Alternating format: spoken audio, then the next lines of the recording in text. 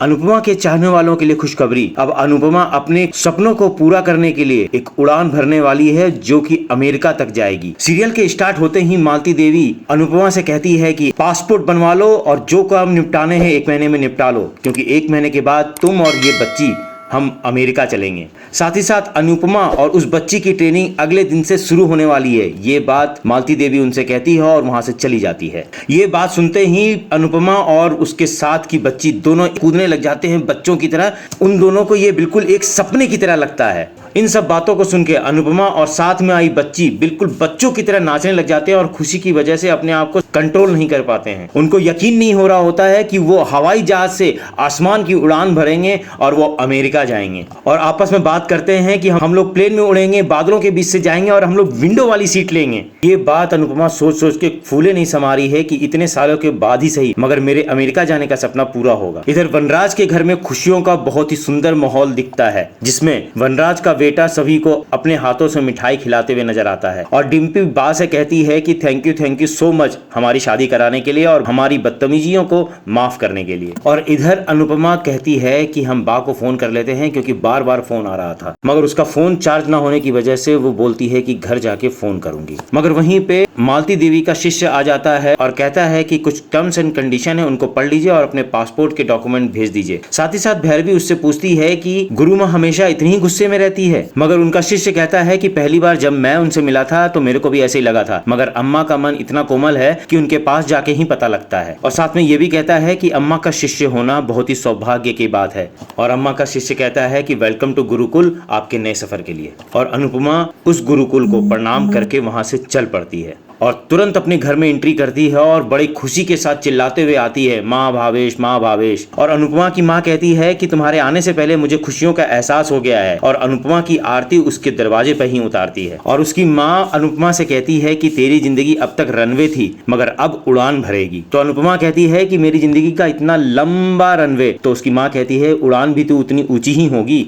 और अनुपमा अपनी माँ को बड़ी खुशी से बताती है कि मैं और भैरवी 3 साल तक गुरुकुल के लिए काम करेंगे, हम अमेरिका में रहेंगे और साथ में भैरवी की पढ़ाई लिखाई का खर्चा भी सारा गुरुकुल से ही मिलेगा। मगर ये सोच के बहुत ही ज्यादा गंभीर हो जाती है अनुपमा कि वो अपने लोगों से 3 साल के लिए दूर हो जाएगी। मगर उसकी माँ कहती है कि तुमने अपनी जिंदगी के 46 साल दूसरों को दिए हैं, मगर ये 3 साल तुम अपने लिए जियोगी। इन सब बातों के साथ ही अचानक से एक फोन बजता है जिसमें कि बा का फोन आता है और उस फोन को अनुपमा उठाती है। तो बा अनुपमा को कहती है कि तेरे बेटे की शादी के लिए बात करनी है, अगर हो सकता है तो आ जा। और तुरंत ही अनुपमा बा के घर पहुंच जाती है। तो बा उससे कहती है कि शादी को होने में सिर्फ 1 महीना बाकी है, मगर मैं अकेले क्या क्या करूं? तेरे बेटे की शादी है तो तेरे को कुछ तो करना पड़ेगा, अब मैं तो सारा काम नहीं कर सकती हूँ। उसी समय वनराज कहता है कि आप इतना क्यों परेशान हो रही है, शादी का काम है, हम सब मिलके कर लेंगे। और उसी समय अनुपमा का बेटा आता है और अनुपमा उससे कहती है कि मेरे बेटे की खुशी को किसी की नजर ना लगे, और अपने बेटे की नजर उतारने लगती है और कहती है कि जो छोटा सा बच्चा हमेशा मम्मी के पल्लू पकड़ के मम्मी मम्मी कहता रहता था वो अब बड़ा हो गया है। मगर इसी समय वहाँ पे बैठे सभी लोग उससे पूछने लग जाते हैं कि आप मालती देवी के यहाँ गई थी, वहाँ क्या हुआ? और वहीं पे वनराज भी कहता है कि अरे हाँ, हम लोग ये बात तो पूछना ही भूल गए। और ये बात सुनते ही अनुपमा बड़े खुशी के साथ बोलती है कि मेरा सिलेक्शन हो गया। ये सब बातें सुनकर के परिवार के सभी लोग बहुत ही ज्यादा खुश हो गए और तालियां बजा कर के नाचने लग गए और उत्सव बनाने लग गए। साथ ही साथ अनुपमा बोलती है कि मैं और भैरवी 3 साल के लिए अमेरिका जाएंगे। मगर इस बात को सुनकर के वनराज और उसकी माँ बिल्कुल सन्न रह जाती है, मगर वहाँ पे खड़े बाकी सभी लोग खुशी से फूले नहीं समाते हैं और इस खुशी को एक उत्सव की तरह बनाने लग जाते हैं। इस सिचुएशन में अनुपमा के बाबूजी बड़े ही भरे मन से आंखों में आंसू लाते हुए कहते हैं कि बधाई हो बेटी, बधाई हो, मैं बहुत ही ज्यादा खुश हूँ। और वो बताती है कि मेरे जब अमेरिका जाने का सपना टूट गया था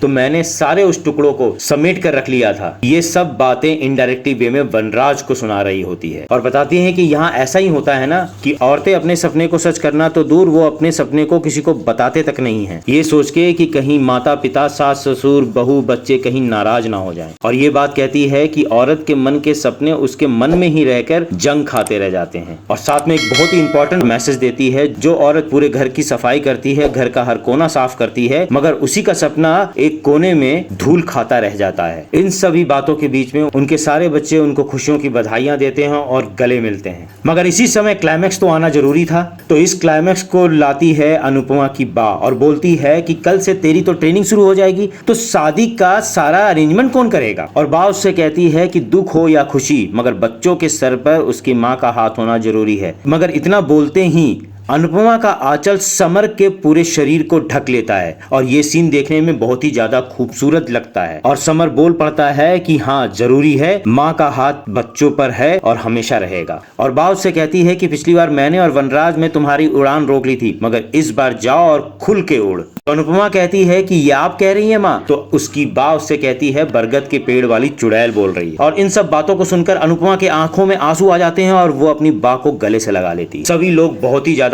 खुश हो जाते हैं और खुशियां मनाते हैं। तो सारी खुशियों के बीच में क्लाइमैक्स आना तो जरूरी होता है, टेंशन आना तो जरूरी होता है। तो उसी समय डिम्पी के फोन पे एक मैसेज आता है और अनुपमा उससे पूछती है क्या हुआ डिम्पी। और डिम्पी अपना मैसेज समर को दिखाती है और समर बोलता है कि डिम्पी को मैसेज आया है अनुज का कि वो और माया छोटी के साथ शादी में आ रहे हैं। इन सब बातों को सुनकर सभी लोग सन्न रह जाते हैं और यहीं पे अनुपमा के इस सीरियल का एंड हो जाता है। इन सब बातों के साथ मिलते हैं हम आपसे नेक्स्ट सीरियल में। अगर आपको ये वीडियो पसंद आया हो तो इसे लाइक करें, शेयर करें और मेरे चैनल को सब्सक्राइब कर लीजिए ताकि आगे भी इसी तरह की वीडियो आप लगातार देखते रहें।